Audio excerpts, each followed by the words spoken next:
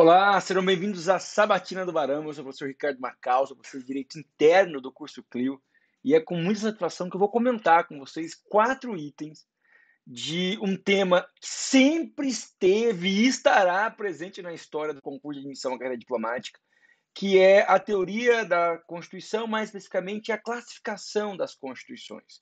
Você pode pegar as questões anteriores de TPS, né, de primeira fase desse concurso, você vai ver que a banca tem, não é predileção não, tem a devoção por esse tema. Não só a banca, mas o direito constitucional, o direito interno como um todo. Vocês serão diplomatas do Brasil e precisarão entender as características essenciais que acabam definindo e permitem a realização de uma classificação efetiva da nossa Constituição. Tá bem? Eu começo com o primeiro item, eu vou passar ele aqui na tela, a gente vai estudar e vai ver isso com calma juntos aqui. E depois desse vídeo você não vai ter mais nenhuma dúvida sobre os aspectos que envolvem a classificação das constituições de acordo com a doutrina do direito constitucional, tá bem? Então vamos lá. Com relação ao conceito, à classificação e aos princípios fundamentais da Constituição Federal de 88, julgue os itens a seguir, tá bem? Item 1. No tocante à estabilidade, é muito importante saber qual é o critério. Quando eu falo estabilidade, a gente tem que lembrar. Eu já coloco já antes da banca me dar a resposta aqui, o meu raciocínio. No tocante à estabilidade, a Constituição Federal de 38 é uma Constituição rígida. E o que é uma Constituição rígida? Rígida significa uma Constituição que pode ser alterada sim, ela admite alteração, desde que seja por um processo solene e dificultoso, que no Brasil é o processo legislativo de aprovação de emenda constitucional, é isso mesmo, que exige 2 turnos de votação nas 2 casas do Congresso, com um quórum de 3/5 dos respectivos membros. A regra que eu ensino vocês a usar sempre, regra 2235.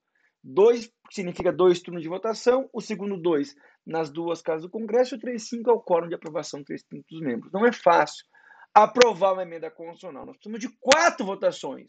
2 da Câmara, 2 no Senado, e cada uma delas com 60% dos membros concordando, 3/5 dos membros. É difícil. Então, quanto à estabilidade, a nossa Constituição é uma Constituição rígida porque ela exige um processo solene e dificultoso de alteração, que é o processo legislativo de emenda constitucional. Tá bem? Vamos ver se fala alguma coisa sobre a rigidez, sobre esse processo legislativo diferenciado, porque se falar o item está certo. Se falar que não tem nada de diferente da Constituição rígida, o item está errado. Tá bem? No tocante à estabilidade, consideram-se rígidas, rígidas as constituições que apresentam um processo legislativo diferenciado, exigências formais especiais quanto à modificação da norma. É isso mesmo, no Brasil é a emenda constitucional. Quanto à modificação de suas normas, distanciando-se, portanto, do processo legislativo para alteração de normas infraconstitucionais. Exatamente, é muito mais trabalhoso, muito mais dificultoso alterar o texto de uma Constituição rígida do que criar uma norma infraconstitucional, uma lei ordinária, uma lei complementar, tá bem? Eu quero também fazer uma observação. O termo Constituição rígida refere-se ao critério estabilidade, mas tem autores que chamam esse critério de mutabilidade ou alterabilidade. Então, o termo estabilidade, mutabilidade, alterabilidade diz a mesma coisa, é como se altera, como é que se modifica a Constituição, se ela pode ou não pode ser alterada. Se ela for alterada por um processo solene e dificultoso, teremos uma Constituição rígida como a nossa. Se ela for alterada por um processo legislativo comum, como se cria lei ordinária, lei complementar, leis infraconstitucionais, nós teríamos uma Constituição flexível. Mas, corretamente aqui, esse item fala de um processo solene, dificultoso, diferenciado, com exigências formais especiais, definindo corretamente a Constituição rígida. Passamos para o item 2.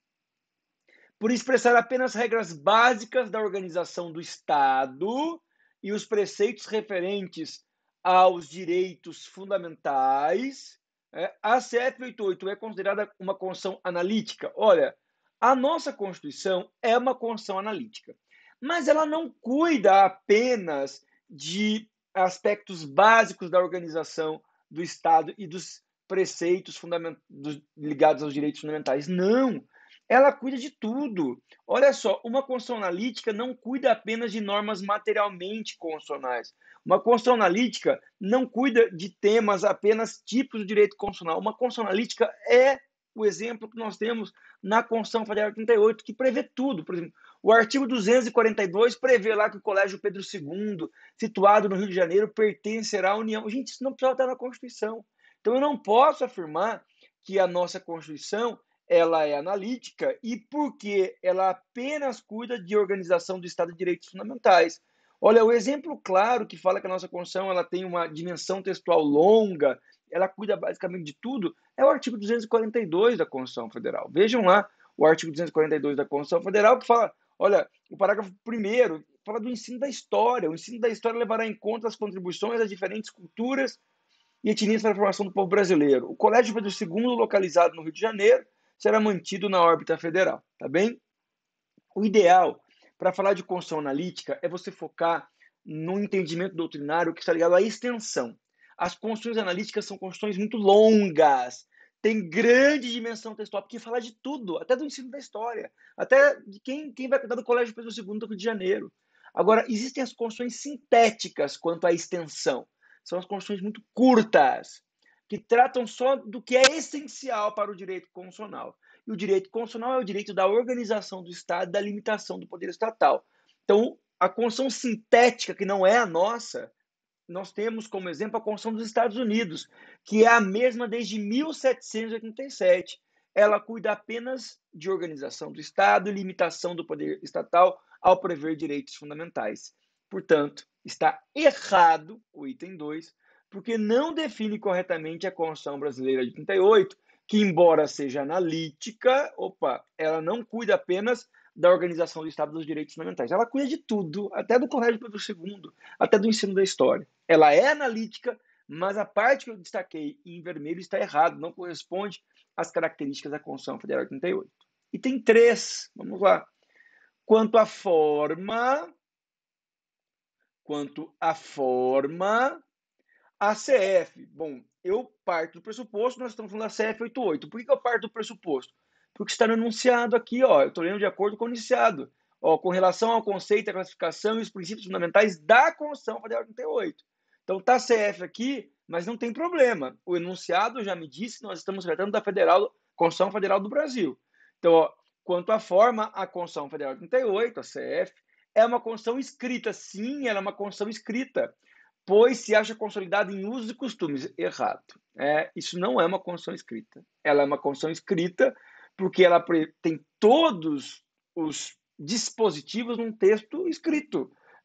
Ao falar de usos e costumes consolidados em convenções, em textos esparsos e até em jurisprudência, está definida a Constituição não escrita, a Constituição costumeira ou consuetudinária, cujo exemplo clássico é a Inglaterra. Tá? É uma Constituição escrita, mas todas as normas estão no texto da Constituição Federal de 88. Não se aplica costume, não se tem textos esparsos, você tem lá uma Constituição codificada. Então, olha aqui, ó. Convenções e textos esparsos. Está errado, bem como jurisprudência formada sobre temas constitucionais. Errado. Essa definição aqui é a definição da Constituição costumeira, consuetudinária, que existe na Inglaterra. Tá? Errado. Tá bem? E o item 4, para que determinado texto legislativo possa ser reconhecido como tendo a natureza de Constituição rígida, nós já sabemos que é Constituição rígida. É uma Constituição solene, difícil de alterar, e de origem democrática, como a brasileira. Então, está falando da nossa Constituição, Constituição rígida e democrática como a brasileira.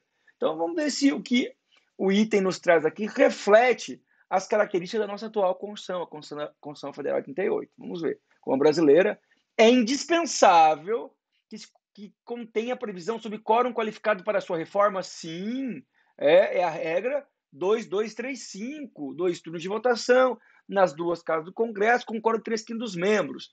Assim como órgãos integrantes da estrutura do Estado, sim, porque vai ter separação dos poderes, respeitando a vontade popular que elegeu os deputados e senadores, e poderá, os deputados e senadores que foram eleitos, conter os demais poderes, como é o caso do Poder Executivo, do Poder Judiciário. De fato, tem que ter uma organização de poderes, isso permite a realização do mecanismo de freios e contrapesos, que é próprio do princípio da separação dos poderes. E especialmente quando a gente pensa no poder legislativo, que tem representantes do povo na Câmara dos Deputados, nós temos na organização efetiva dos poderes e no prestígio que se dá ao poder legislativo um caráter democrático inegável. O povo acaba participando indiretamente, por meio de representantes do funcionamento do Estado alicerçado, estruturado nessa construção democrática. E a asseguração de direitos fundamentais. Sim, o povo tem direito fundamental. Um dos direitos fundamentais é o voto, que o povo vai usar para poder atuar no regime democrático. Então é isso mesmo, então está certo. Nós temos uma Constituição rígida que é difícil de ser alterada, que tem poderes que estão organizados muito bem, claramente nessa Constituição, e ainda direitos fundamentais.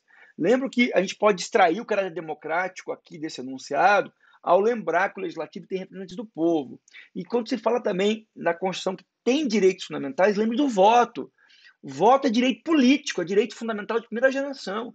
E o voto permite, então, que o povo participe das decisões importantes daquele Estado estruturado na Constituição Democrática. Lembro vocês que o voto ele é um instrumento muito relevante para a democracia, já que o povo consegue participar do poder do governo. E lembro que democracia vem do grego democracia, demos povo, cracia governo, é o governo do povo. E a democracia brasileira admite que o povo participe diretamente e também por meio de representantes, é uma democracia semi-direta. Está corretíssimo, tá bem?